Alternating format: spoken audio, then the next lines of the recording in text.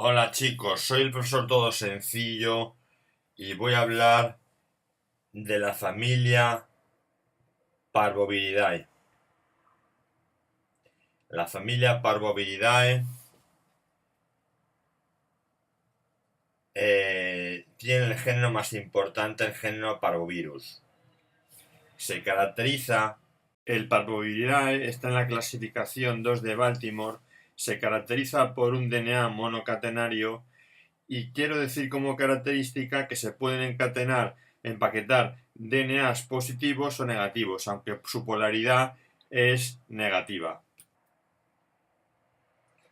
Vamos a hablar, de una vez dicho que este DNA monocatenario es de la clasificación 2 de Baltimore, vamos a hablar de la estructura, empezando por el virión.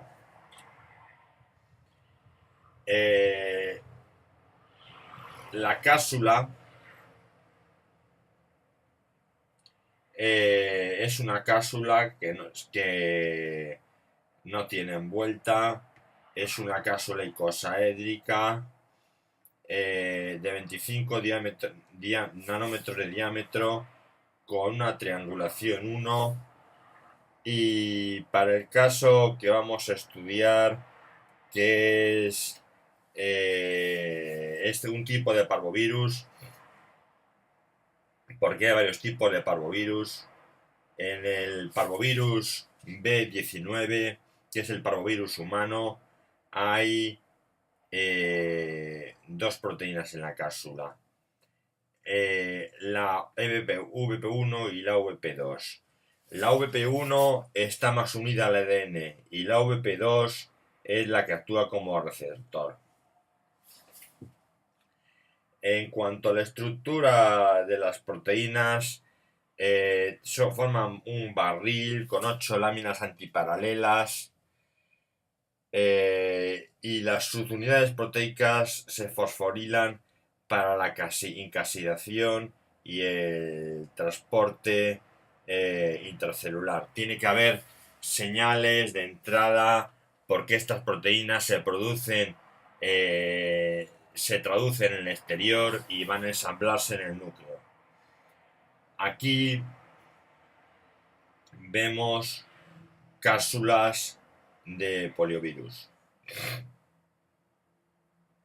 En cuanto al genoma, es un genoma pequeño, monocatenario. El genoma es de 5 kilobases y se caracteriza principalmente porque tiene unas horquillas terminales que le van a servir como cebador. Ahora hablaremos de cómo se produce el proceso de replicación, pero antes vamos a decir que este parvovirus 19 tiene un gen, el gen red, del que sale la proteína no estructural NS1, y tiene otro gen que es el gen CAF, del que sale dos proteínas para la caside, VP1 y VP2.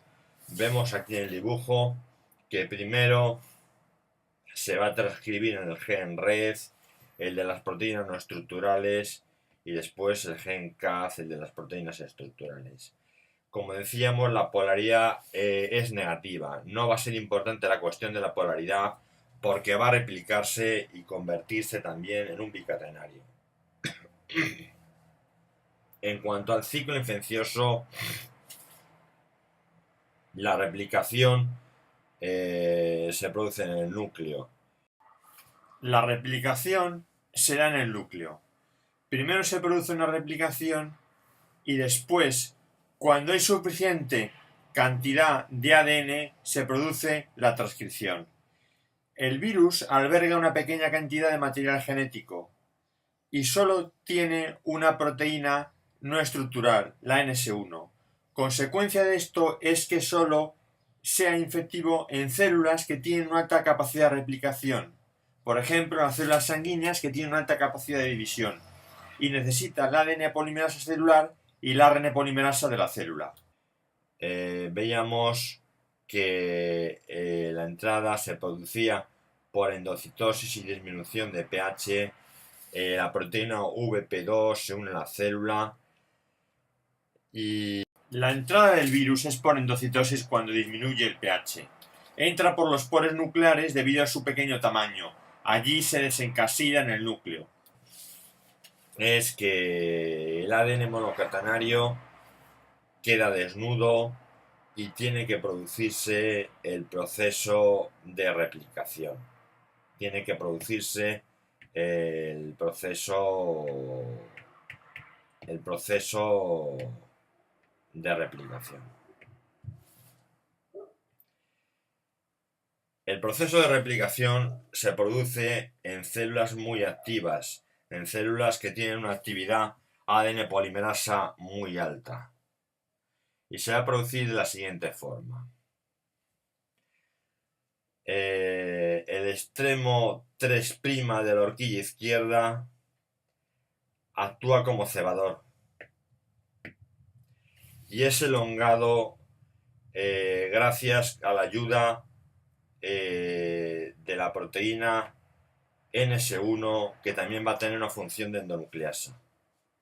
Finalmente, el extremo 5' de la horquilla derecha se liga con el naciente del extremo de la horquilla. El extremo 5 de la horquilla se liga con el extremo naciente de la horquilla 3' que se ha formado. Ya comenté que la replicación se produce en células muy activas que se dividen mucho, por ejemplo las células de la sangre. Este mecanismo de replicación se denominó en orejas de conejo, ya que se forman concatémeros que tienen dos ITRs, repeticiones terminales invertidas, en las que la NS1, la proteína no estructural del parvovirus, juega un papel fundamental. La función es la de iniciación y la de endonucleasa, para que vayan avanzando la cadena que comienza desde el 3'. Aquí lo vemos. Vemos como la proteína NS1 va iniciando el proceso de formación desde el 3' y va cortando también. Y esto hace que avance la replicación con la ayuda de los extremos de los 7R, que son las zonas como cebador, y con la ADN polimerasa celular, que es la que produce la replicación. Vemos aquí cómo se están formando los 7R, las dos orejas de conejo. Aquí el extremo 3, el extremo y llega un momento en el que una vez que el extremo 3' ha ido creciendo y separándose del 5', creciéndose y separándose por la acción de que tiene las funciones de la NS1, llega un momento en que la NS1 tiene que cortar en dos trozos. Un trozo para empaquetar con sus dos ITRs y un trozo para seguir replicando.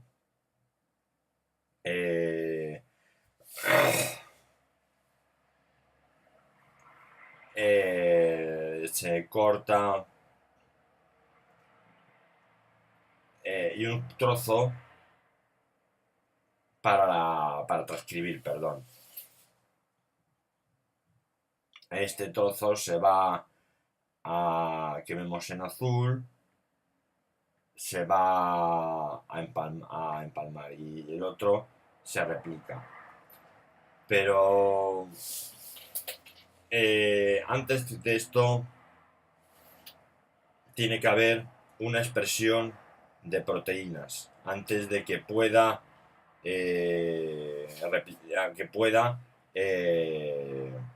encasillarse.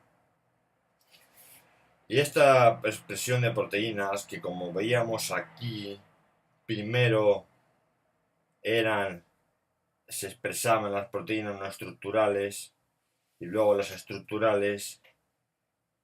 Esta expresión de proteínas no estructurales, la NS1, va a ser la que actúe como endonucleasa, y el gen CAD que se expresará luego producirá la VP1 y VP2, donde también la ADN polimerasa producirá, se producirán, la ARN polimerasa celular producirá el splicing alternativo. Finalmente, se produce la maduración y la lisis. En cuanto a la maduración y la lisis, el ensamblaje de la cáside se produce en el núcleo.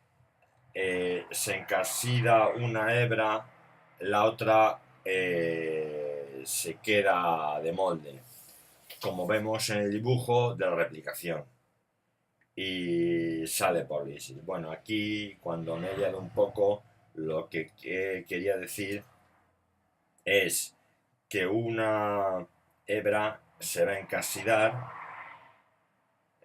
para salir por lisis el virus, y la otra va a quedar de molde para seguir produciendo replicaciones y transcripciones en el virus.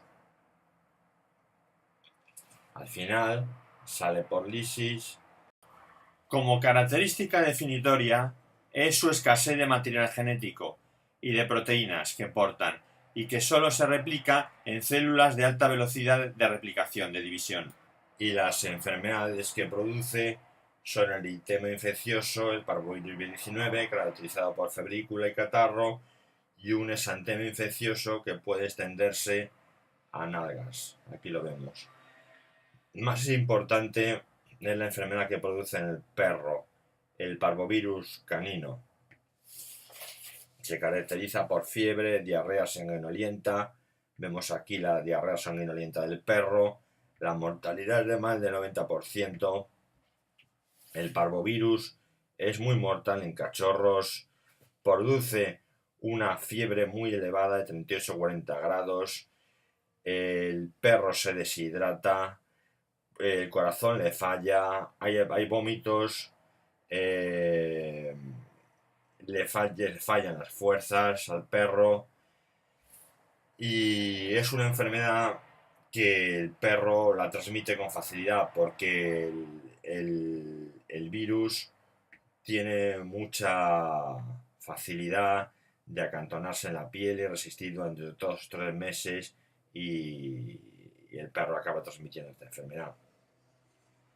Por fin decir que tiene una vacuna de virus atenuados.